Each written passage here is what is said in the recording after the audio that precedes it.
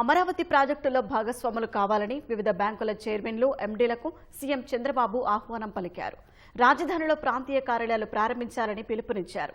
అంతర్జాతీయ స్థాయిలో నిర్మిస్తున్న అమరావతిలో విస్తృత అవకాశాలను అందిపుచ్చుకోవాలని సూచించారు.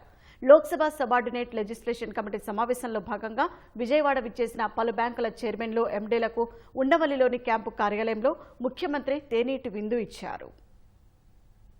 అమరావతిని అంతర్జాతీయ స్థాయి నగరంగా నిర్మిస్తున్నామని, రాజధానిలో చేపట్టే వివిధ ప్రాజెక్టుల్లో బ్యాంకర్లు భాగస్వాములు కావాలని ముఖ్యమంత్రి చంద్రబాబు కోరారు. అమరావతిలో బ్యాంకుల ప్రాంతీయ కార్యాలయాలను ప్రారంభించాలని, ఇప్పటికే స్థలాలు కూడా కేటాయించామని చెప్పారు. రాష్ట్రానికి ఆర్థిక సాయం పెంచాలని కోరారు. మచిలీపట్నం ఎంపీ వల్లభనేని బాలశౌరి అధ్యక్షతన విజయవాడలో జరిగిన లోక్సభ సబార్డినేట్ లెజిస్లేషన్ కమిటీ సమావేశానికి బ్యాంకుల చైర్మన్లు, సీఎండీలు హాజరయ్యారు. అనంతరం బాలశౌరి వారిని ఉండవల్లిలోని ముఖ్యమంత్రి చంద్రబాబు క్యాంపు కార్యాలయానికి తీసుకువెళ్లారు. సుమారు గంట పాటు వారు సీఎంతో సమావేశమయ్యారు. అమరావతిలో చేపడుతున్న ప్రాజెక్టులు, రోడ్ మ్యాప్ పై బ్యాంకుల చైర్మన్లు, సీఎండీలకు సీఎం సమగ్ర వివరాలందించారు. 15 నెలల కూటమి ప్రభుత్వ పాలనలో రాష్ట్రానికి వచ్చిన పెట్టుబడులు, కేంద్ర ప్రభుత్వ సహకారంతో చేపట్టిన ప్రాజెక్టులు, రాష్ట్ర ప్రభుత్వ విధానాలు, ప్రగతి ప్రణాళికల గురించి చెప్పారు. పోర్టులు, ఎయిర్పోర్టులు, హార్బర్లు, జాతీయ రహదారులు, క్వాంటం వ్యాలీ తదితర పనుల పురోగతిని తెలియజేశారు. వ్యవసాయం, విద్యుత్, నీటి పారుదల, విద్య, వైద్య రంగాలతో పాటు